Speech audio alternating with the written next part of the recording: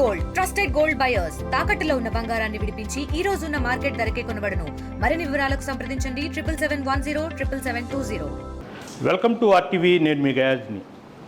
రాష్ట్రంలో కూటమి ప్రభుత్వం ప్రవేశపెట్టిన పీపీపీ విధానాన్ని వైఎస్ఆర్సీపీ యోజన విభాగం విద్యార్థి ఈ సంఘ నేతలు మొత్తం ఈరోజు రౌండ్ టేబుల్ సమావేశం ఏర్పాటు చేయడం జరిగింది. అయితే కూటమి ప్రభుత్వం ఏర్పాటు చేసిన పీపీపీ విధానాన్ని వెంటనే రద్దు చేయాలంటూ కూడా వాళ్ళంతా డిమాండ్ చేస్తున్నారు. ప్రస్తుతం మనతో మాట్లాడేందుకు వైఎస్ఆర్సీపీ విభాగ నాయకులు హర్షిత్ రెడ్డి మనతో ఉన్నారు. ఆయనతో మాట్లాడారు. చెప్పండి హర్షిత్ రెడ్డి, అసలు ఏంటి పీపీ విధానం అంటే ఏమిటి? అన్న, పీపీపీ విధానం అంటే పబ్లిక్ ప్రైవేట్ పార్ట్నర్షిప్. అంటే గవర్నమెంటు కొన్ని కార్పొరేట్ సంస్థల పార్ట్నర్షిప్ తోటి నిర్వహించడం, ఆ సంస్థని నిర్వహించడం. ఈ పీపీపీ విధానం అనేది మనం ఏదన్నా కొన్ని కంపెనీల్లో చూస్తూ ఉంటాం. అదేవిధంగా కొన్ని ఫర్ ఎగ్జాంపుల్ ఆయిల్ కంపెనీలు కావచ్చు, లేకపోతే ఇంజనీరింగ్ కంపెనీలు కావచ్చు, లేకపోతే సాఫ్ట్వేర్ కంపెనీలు కావచ్చు, ఇట్లా కొన్ని వాటిల్లో చూస్తూ ఉంటాం. కానీ ఈ విద్యా వ్యవస్థలోకి పీపీపీ విధానం అనేది రావడం అనేది మేము ఖచ్చితంగా దాన్ని వ్యతిరేకిస్తూ ఉన్నాం. ఎందుకంటే ఈ కార్పొరేట్ శక్తులు ఏవైతే మన విద్యా వ్యవస్థలోకి ఎంటర్ అయినప్పుడు పేద విద్యార్థులందరూ కూడా ఉచిత విద్యకి నోచుకోకుండా పోతారు. వాళ్ళకి విద్య అనేది దూరం అవుతుంది. సో ఈ పాయింట్ బేస్గా మేము దీన్ని వ్యతిరేకిస్తూ ఉన్నాం. అంటే మామూలుగా గతంలో వైఎస్ఆర్సీపీ ప్రభుత్వంలో ఎన్ని కాలేజీలు శాంక్షన్ అయ్యాయి, ఎక్కడెక్కడ శాంక్షన్ చేశారు? మనకి 17 కళాశాలలు మా నాయకుడు మాజీ ముఖ్యమంత్రి వర్యులు వైఎస్ జగన్మోహన్ రెడ్డి గారు గత ప్రభుత్వంలో శాంక్షన్ చేయడం జరిగింది. అవి ఉట్టి మాటలుగా శాంక్షన్ చేయడమే కాకుండా ఇమీడియట్ ఎఫెక్ట్గా 2,500 కోట్ల రూపాయలు ఆ 17 మెడికల్ కాలేజీలకి కన్స్ట్రక్షన్కి శాంక్షన్ చేయడం జరిగింది. అందులో సుమారు మీరు చూసుకుంటే 80% వరకు కన్స్ట్రక్షన్ వర్క్ కంప్లీట్ అయిపోయింది. సుమారు 750 సీట్లు మనకి ఫిల్ చేయడానికి రెడీగా ఉన్నాయి. మీరు చూసుకుంటే పులివెందుల, మార్కాపురం, మదనపల్లి, పాడేరు, ఆదోని ఈ వైద్య కళాశాలలు 80% ఆల్మోస్ట్ కన్స్ట్రక్షన్ అంతా రెడీ అయిపోయింది. ఈరోజు 750 సీట్స్ మనం అక్కడ ఫిల్ చేయడానికి రెడీగా ఉన్నాయి. మరోవైపు చూస్తే పెనుకొండ, పిడుగురాళ్ళ, పాలకొల్లు, నర్సీపట్నం, పార్వతీపురం, బాపట్ల, అమలాపురం ఇక్కడ కూడా ఆల్మోస్ట్ కంప్లీట్ అయి ఉన్నాయి. సుమారు ఇవన్నీ కలుపుకుంటే కూడా ఇంచుమించు 1800 సీట్లు మనకి ఈరోజు పేద విద్యార్థులందరికీ కూడా అందుబాటులో ఉన్నాయి. కానీ ఈ కూటమి ప్రభుత్వం ఏదైతే అధికారంలోకి వచ్చిన తర్వాత ఎంతో నిస్సిగ్గుగా ఈరోజు ఇండియన్ మెడికల్ కమిషన్ దగ్గరికి వెళ్ళి మాకు వద్దు, ఈ సీట్లు వద్దు, మేము వెనక్కి ఇచ్చేస్తాం అని చెప్పేసి చెప్పడం ఎంత సిగ్గుచేటో మీరందరూ కూడా ఆలోచించాల్సిన పరిస్థితి. ప్రజలందరూ కూడా ఈరోజు ఈ పాయింట్ ఆలోచిస్తూ ఉన్నారు. ఏం లేదు, ఈ కూటమి ప్రభుత్వం ముఖ్య ఉద్దేశం ఒకటే, కార్పొరేట్ శక్తులకు కొమ్ము కాయడం.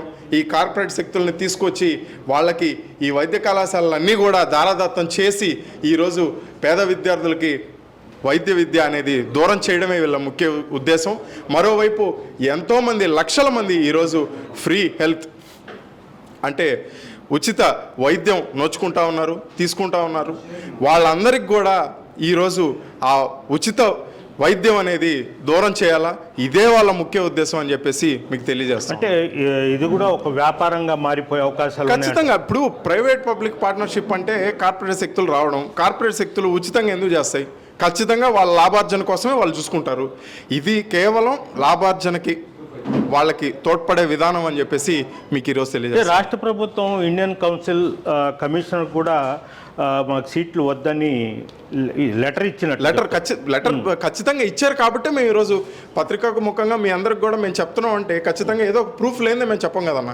ఈరోజు మేము చెప్తున్నాం అంటే అది వాళ్ళు ఇచ్చిన లెటర్ని బేస్ చేసుకొని మేము మీకు చెప్తా ఉన్నాం.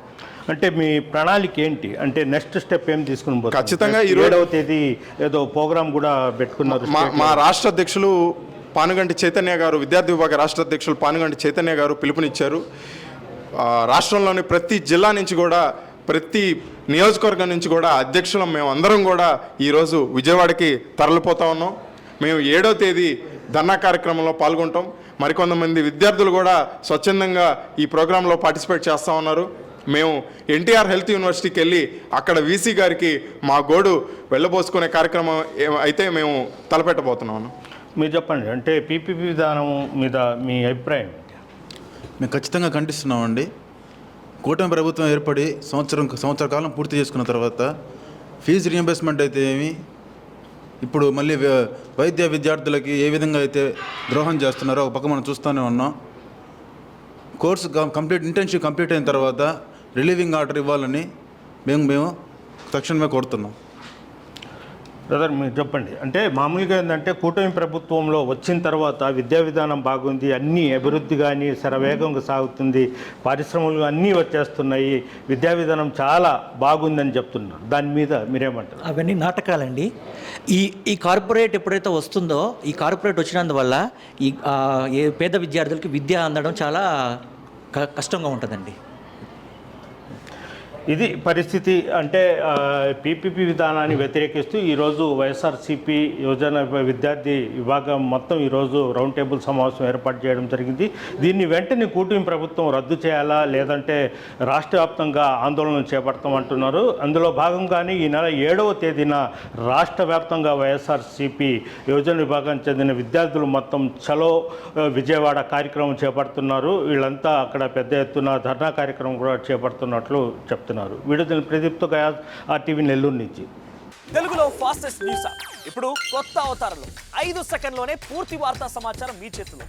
సోషల్ మీడియా ట్రెండ్స్ మీ కళ్ళ ముందుకే live TV and voice search ఆప్షన్స్తో ఇప్పుడే డౌన్లోడ్ చేయండి. యాప్ లింక్ డిస్క్రిప్షన్లో ఉంది.